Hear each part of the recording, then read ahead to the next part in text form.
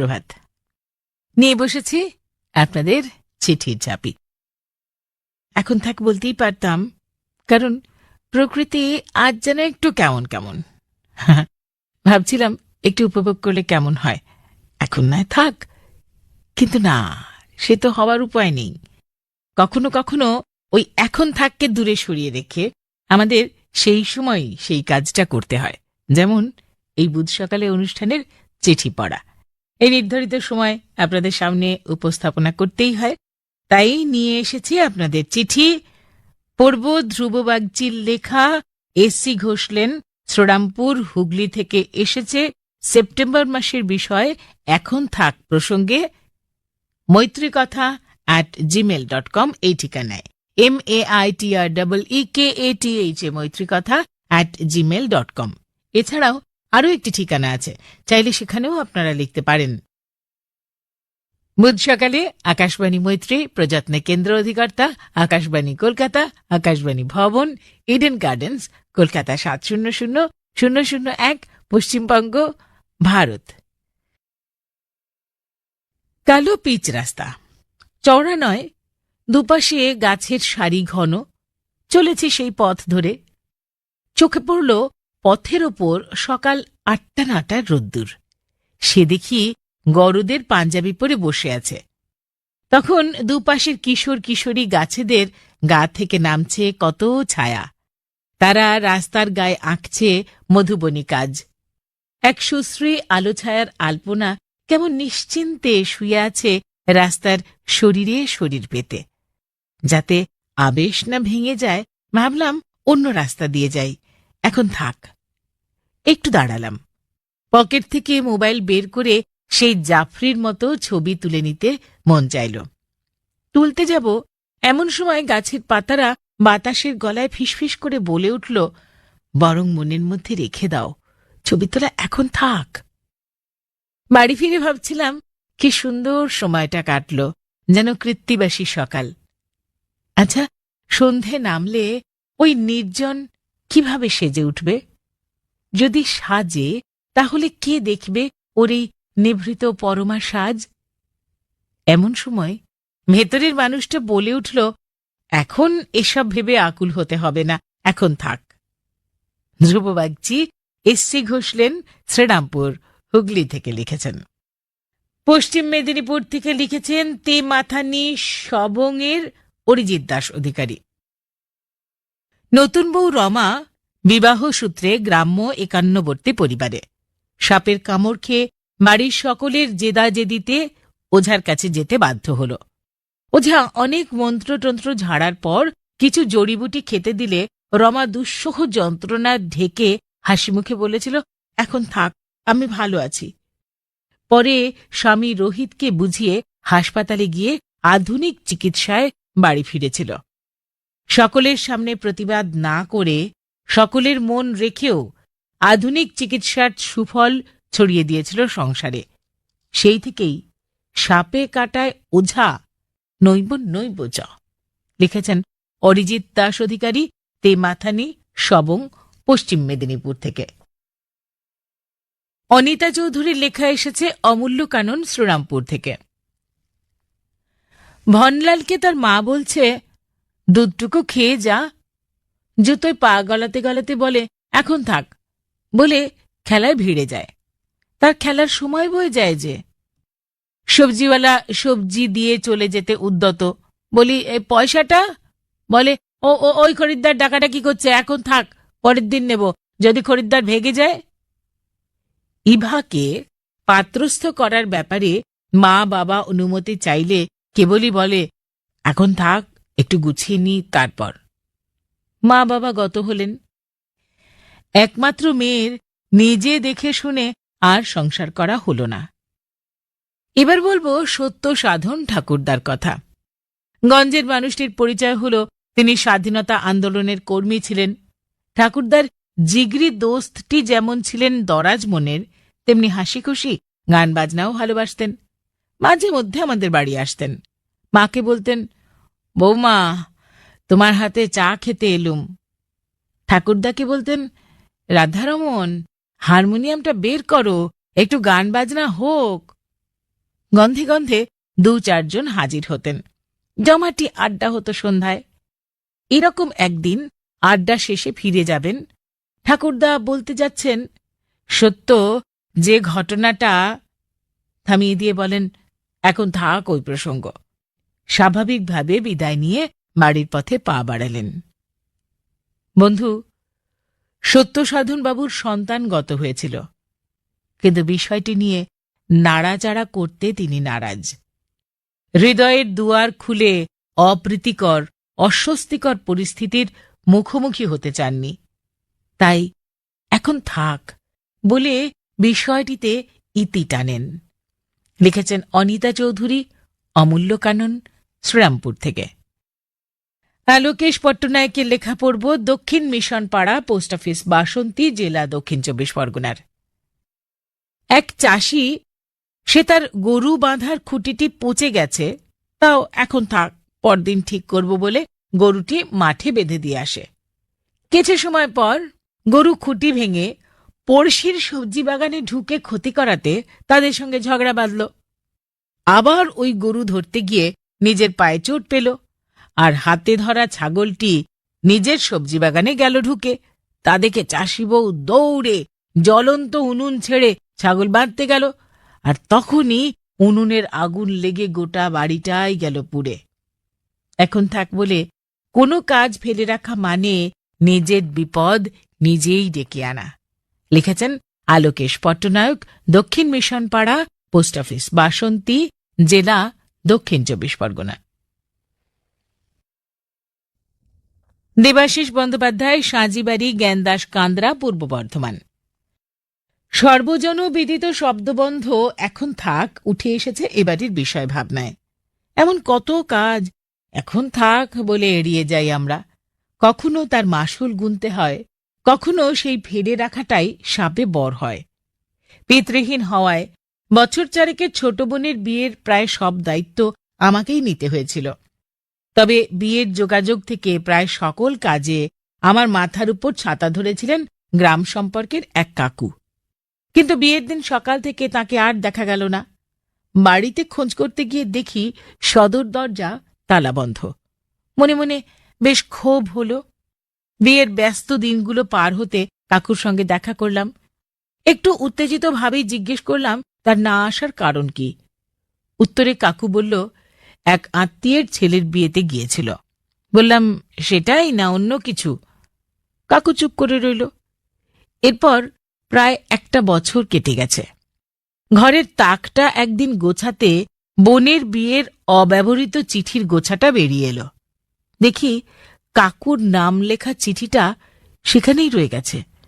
কৃতকর্মের জন্য খুব অনুতপ্ত হলাম। এখন থাক বলে ফেলে রাখা জিনিসটা একটা সম্পর্কে চিড় ধরিয়ে দিয়েছে। তবে সেই ভুলটা থেকে একটা শিক্ষা হলো, আগের কাজ আগে করার। এখন থাক নয়, এখনই। দেবাশিস বন্দ্যোপাধ্যায়, সাঁজিবাড়ি, জ্ঞানদাস কান্দ্রা, পূর্ব বর্ধমান থেকে। লক্ষণ দাস ঠাকুরা, আপনার লেখা এসেছে সুকান্তপল্লী, কালনাগেট, পূর্ব বর্ধমান থেকে। এখন থাক কথার অর্থই হল কাজকে দীর্ঘসূত্রতায় বাঁধা। সেই যেমন গড়িমসি করে রাবণের যেমন স্বর্গের সিঁড়ি বানানো আর হয়নি। আমাদের গ্রামের ভবতারণ জেঠু কিন্তু স্বর্গের সিঁড়ি অবশ্য বানাতে চাননি। বানরের উপদ্রবে ঘরের ভেঙে যাওয়া কয়েকখানি টালি লাগানোটুকু ছিল তার দরকার। কিন্তু এখন থাক, পরে নতুন টালি লাগিয়ে দিচ্ছি বলে আজ পর্যন্ত পাল্টানো হয়নি। জেঠিমার চেঁচামেচির ফলে ভাঙা টালিগুলোর গায়ে একখানা পলিথিনের চাদর চেপেছে। জেঠুর জীবিকা হল গ্রামের পাশের জঙ্গল হতে কেন্দু গাছের পাতা সংগ্রহ করে রোদে শুকিয়ে 100টি পাতার বান্ডিল করে বাজারে বিক্রি করা। কিন্তু জেঠু প্রায়শই পাতাগুলোকে রোদে শুকোতে না দিয়ে এখন থাক বলে রেখে দিত। কিন্তু বস্তায় থাকা সেই কাঁচা পাতাগুলো ক্রমে গুমোট গন্ধে বিক্রির অযোগ্য হয়ে উঠত। তারপর সেই পাতাগুলোকে রোদে দিয়ে বিক্রিযোগ্য করে তোলার জন্য কি আপ্রাণ চেষ্টা! অবশেষে বাজারে মহাজনের কাছে জেঠু কাঁচুমাচু করে বলতো, এখন থাক, আপনাকে এক্ষুনি দাম দিতে হবে না, পাতাগুলো এখানেই থাক, বিক্রি হলে দাম দেবেন। লিখেছেন লক্ষণ দাস ঠাকুরা, সুকান্তপল্লী, কালনা গেট, পূর্ব বর্ধমান। সঞ্জীবন রায় মাসুন্দি, পূর্ব বর্ধমান থেকে লিখেছেন, বিষয়টি মনে হচ্ছে আমার মতো বেশ কিছু কুড়ে মানুষ আছেন যাদের কথা মাথায় রেখে আনা হয়েছে। শৈশব থেকে আমার মধ্যে কিছুটা ঢিলেমি গোছের এখন থাক ব্যাপারটি ছিল। বাড়িতে আমাকে বলা হতো আমার নাকি 18 মাসে বছর। একমাত্র লেখাপড়া ছাড়া কোনো কাজ সময় মতো করতাম না। বেশিরভাগ কাজ এখন থাক পরে হবে বলে রেখে দিতাম। অন্যদিকে আমার দিদির নীতি ছিল সময়ের কাজ সময় করা। মা ছোট থেকে শিখিয়েছিলেন যে নিজের কাজ নিজে করতে হয়, যেমন নিজের জামা প্যান্ট কাচা, নিজের বইপত্র, নিজের পোশাক ইত্যাদি গুছিয়ে রাখা। কিন্তু কোনোটাই আমি ঠিক করতাম না। বই খাতা টেবিলের উপর ছড়িয়ে ছিটিয়ে পড়ে থাকতো। নোংরা জামা প্যান্ট এখন থাক পরে পরিষ্কার করব বলে এখানে সেখানে গোঁজা থাকতো। পরে দেখতাম মা কিংবা দিদি কেচে মেলে দিত। এভাবেই ছেলেবেলাটা কেটেছে। এবারে অসুবিধাটা এলো যখন স্কুল বোর্ডিংয়ে এলাম। বোর্ডিংয়ের কঠোর নিয়মকানুন, সকাল থেকে রাত্রি পর্যন্ত সব কিছু সময় মতো করতে হতো। ফলে প্রথম কিছুটা অসুবিধে হলেও হস্টেল সুপারের কড়া নজরদারি ও শাসনে এখন থাক ব্যাপারটা অনেকটাই শুধরে গিয়েছিল। পরে কলেজ ও চাকরি জীবনে মেস জীবন এলো, যেখানে আমি আমার নিজের মতো। ফলে সেই পুরনো অভ্যাস আবার ফিরে এলেও বয়স্ক রুমমেটের কাছে হেয় না হতে যতটা সম্ভব পরিপাটি থাকার চেষ্টা ছিল।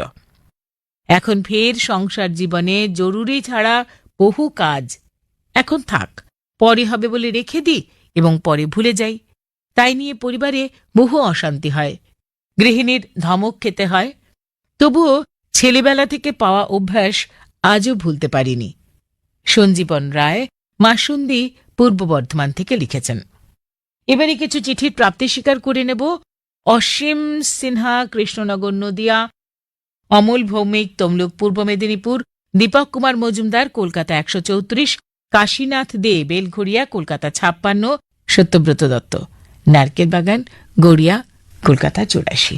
জয়তী নন্দ আচার্য, কাঁথি, পূর্ব মেদিনীপুর থেকে আমাদের লিখেছেন। আপনাদের সবাইকে আমাদের আন্তরিক কৃতজ্ঞতা জানাই। সঙ্গে থাকবেন এভাবেই। এখন থাক এই বাক্য প্রয়োগের দুটি ঘটনা আমাদের বলতে চেয়েছেন সোমনাথ দাস, রানীর বাজার, সোনামুখী, বাঁকুড়া থেকে। প্রথম ঘটনা, পাড়ার বয়স্ক ব্যক্তি জমির জল সরবরাহকারী নালা সংস্কারের জন্য প্রতি বাড়ি হতে একজন যোগদানের নির্দেশ, যা আগামী কাল থেকে শুরু। প্রত্যুত্তরে গৃহকর্তার জবাব, কাল হতে শুরু যখন, দেখে শুনে পাঠাবো, এখন থাক। ফলস্বরূপ নালা আর সংস্কার হল না।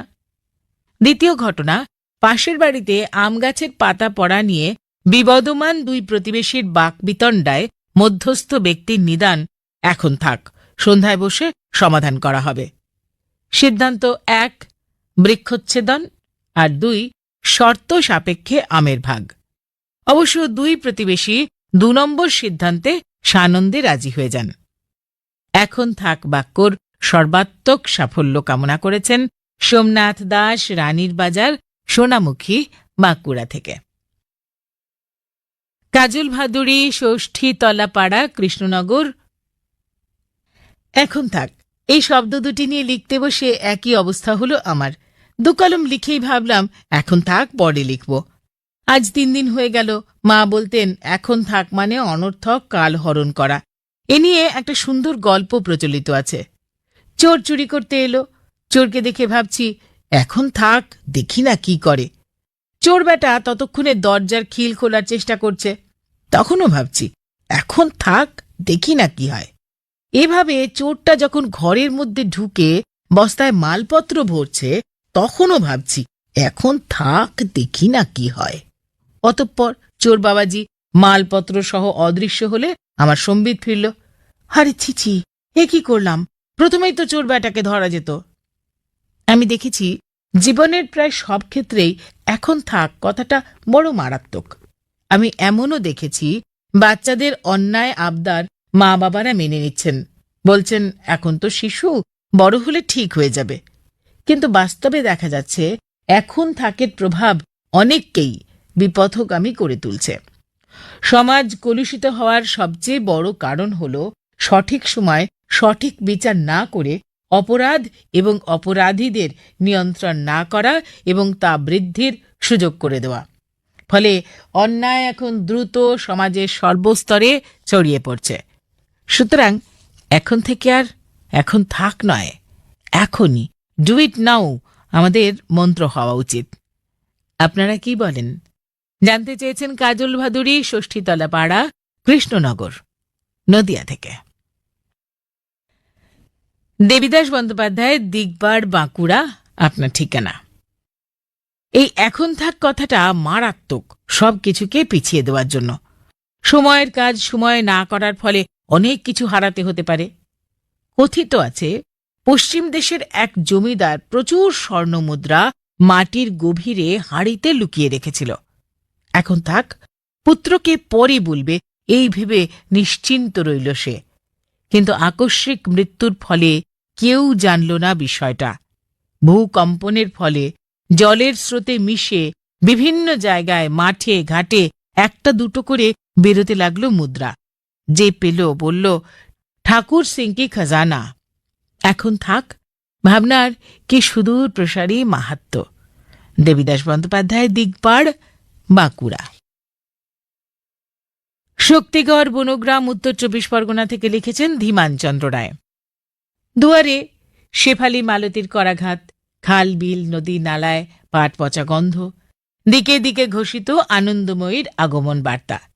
তালের বড়ার গন্ধ ভেসে বেড়াচ্ছে বাতাসে। মনে পড়ে যায় কত কথা। আবার মনে হয় এখন থাক, পরে দেখব, যা ব্যস্ততা।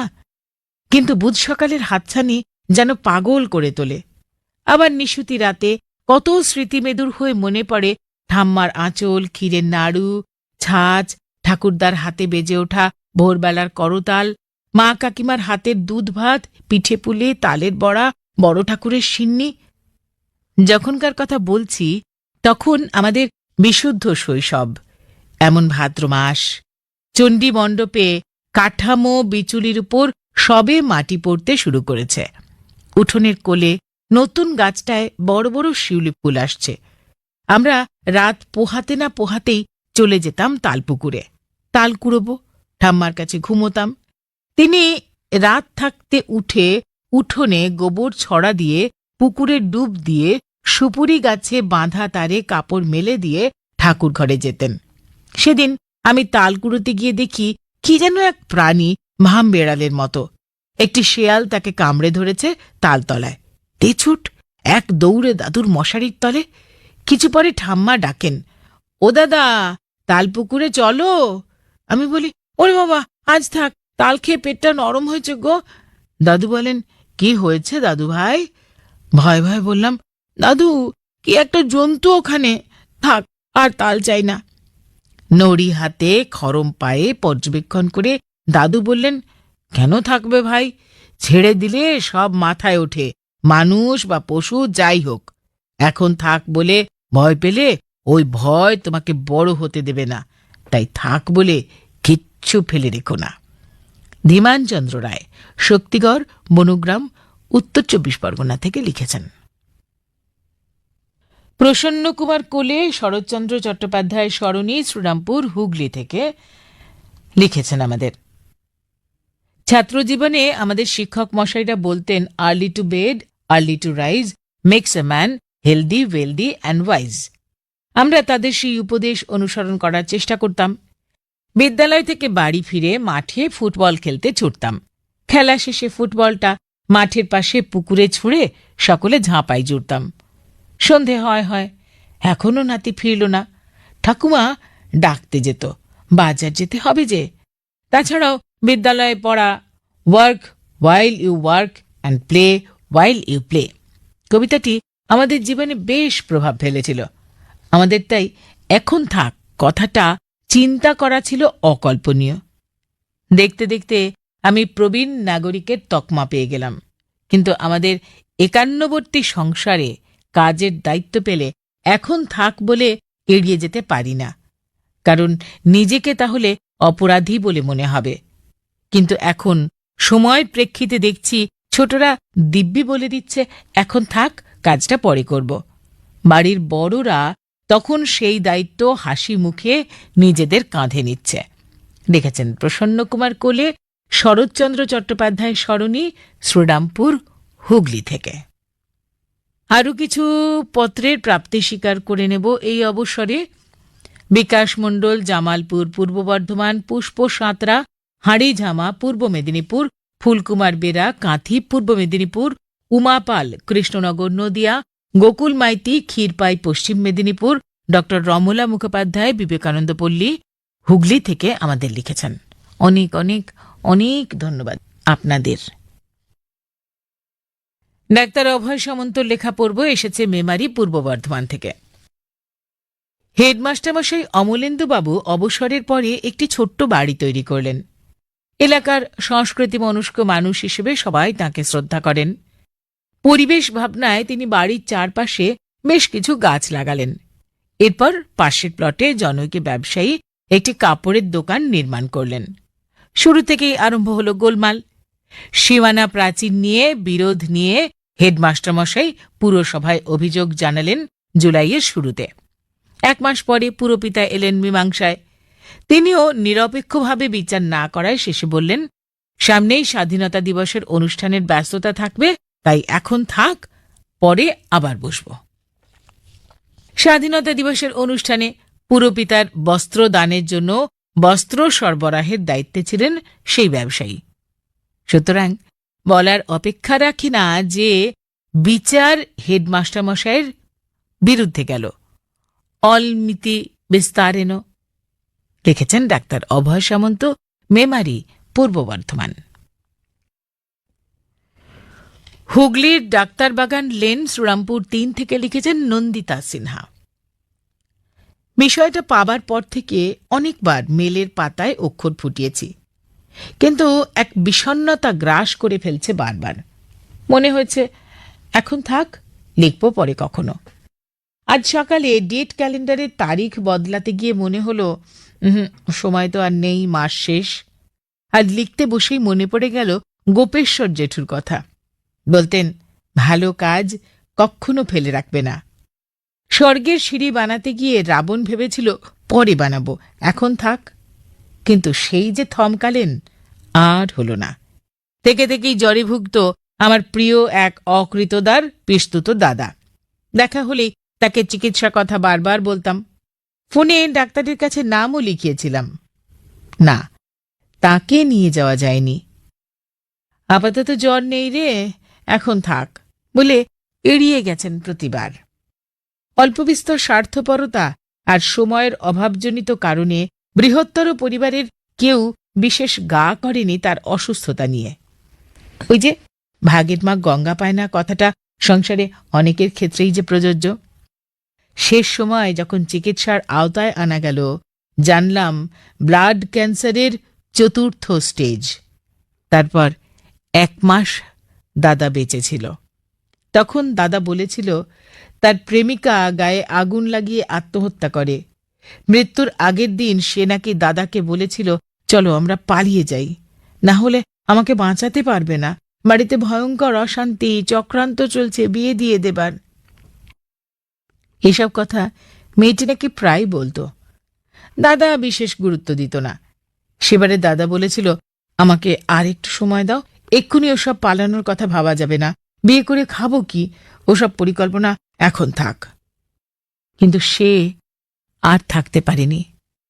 হয়তো সেই অভিমানেই, যন্ত্রণায় দাদা আর সারা জীবন চাকরির কোনো চেষ্টা করেননি। যা পেরেছেন টুকটাক কাজ করে নিজেরটুকু চালিয়ে নিয়েছেন। মৃত্যুর আগে দাদা বলেছিলেন, ও খুব অভিমান নিয়ে চলে গেছে রে, এত বছর ওকে ছেড়ে আছি, এবার আসি, তোদের চিকিৎসা এখন থাক। সেটাই ছিল দাদার শেষ কথা। নন্দিতা সিনহা, ডাক্তারবাগান লেন, শ্রীরামপুর 3, হুগলি থেকে লিখেছেন। আনন্দময়ী মুখোপাধ্যায়, MM ঘোষ রোড, কলকাতা 74। যখনকার কাজ যে নাহি করে, বাল্যকালে যারে আলস্যে ধরে, পড়িতে পড়িতে খেলিতে চায়, সেজন কখনো বিদ্যা না পায়। এখন থাক বলে কোনো কাজ রেখে দিলে তার কখনো হয় না, পড়েই থাকে। সময় এগিয়ে চলে, নদীর স্রোত পিছু ফেরে না কখনো। কবিগুরুকে কত সময় আমরা দেখি, যখন যে মুহূর্তে তার কবিতা প্রাণের সুর মনে এসেছে, শান্তিনিকেতনের এক গৃহ থেকে অন্য গৃহে ছুটছেন দীনু ঠাকুরকে বা শৈলজা রঞ্জনকে খোঁজার জন্য। তখন সে গানে সুর বসাতে হবে, গান তুলে নিতে হবে কণ্ঠে। এখন থাক বলে ফেলে রাখলে আমরা কবিগুরুর অনেক মূল্যবান সঙ্গীত সুর থেকে বঞ্চিত হতাম। আমরা যে ক্ষুদ্র সৃষ্টির জগতে রয়েছি, সেখানেও দেখেছি মায়ের সারা জীবনেই কত সুন্দর সুন্দর হাতের কাজ অর্ধ সমাপ্ত, ফ্রেমে আটকানো, কখনো সূচে সুতো পরানো মোর্চ ধরে গেছে। সংসারের চাপে এখন থাক বলে সেই যে উঠেছে, আর কখনো সে সুন্দর সূচি শিল্প পরিপূর্ণতা পায়নি। সে অর্ধনির্মিত শিল্পকলার রোদন আমাদের বুকে বেজেছে। দাদার আঁকা ছবি অর্ধ সমাপ্ত, বাবার লেখা কবিতার খাতার অর্ধেক কবিতারই চেহারা এখন থাকের অসম্পূর্ণ কাব্যখণ্ড। এখন থাকের চক্রে না পড়লে, পূর্ণ একটি কাব্যগ্রন্থ হলে সমাদর পেত বিদগ্ধ জনের, তাতে কোনো সন্দেহ নেই। পরিকল্পিত কাজ ফেলে রেখো না পরের জন্য। লিখেছেন আনন্দময়ী মুখোপাধ্যায়, MM ঘোষ রোড, কলকাতা ৭৪ থেকে। ঘূর্ণি কৃষ্ণনগর নদিয়ার মলয় কুমার বিশ্বাসের লেখা এবার আমার হাতে। ইংরেজিতে একটি অমূল্য প্রবাদ আছে, আ স্টিচ ইন টাইম সেভস 9, অর্থাৎ সময়ের কাজ সময়ের মধ্যেই শেষ করতে হয়, নতুবা পরবর্তী ক্ষেত্রে সম্মুখীন হতে হয় বড় সমস্যার। এই প্রসঙ্গে আমার প্রত্যক্ষ করা একটি বাস্তব ঘটনা উল্লেখ করছি। আজ থেকে বছর ৬-৭ আগে এই ভরা ভাদ্র মাস, জলঙ্গি নদীর ২ কূল জলে পরিপূর্ণ। বিশিষ্ট একজন পুরোহিত স্নানের জন্য নদীতে নামা মাত্রই কিছু একটা তাকে দংশন করল। খুবই কষ্ট পাচ্ছিলেন তিনি, ধীরে ধীরে নিস্তেজ হয়ে যাচ্ছিলেন।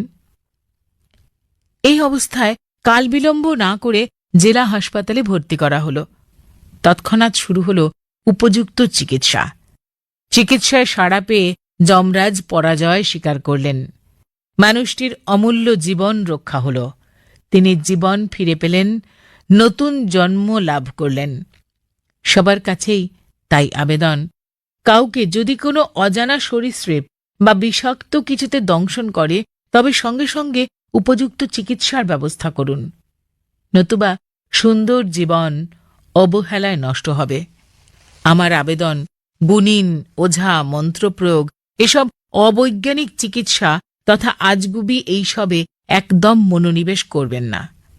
সকলের আগে নিজের অমূল্য জীবন।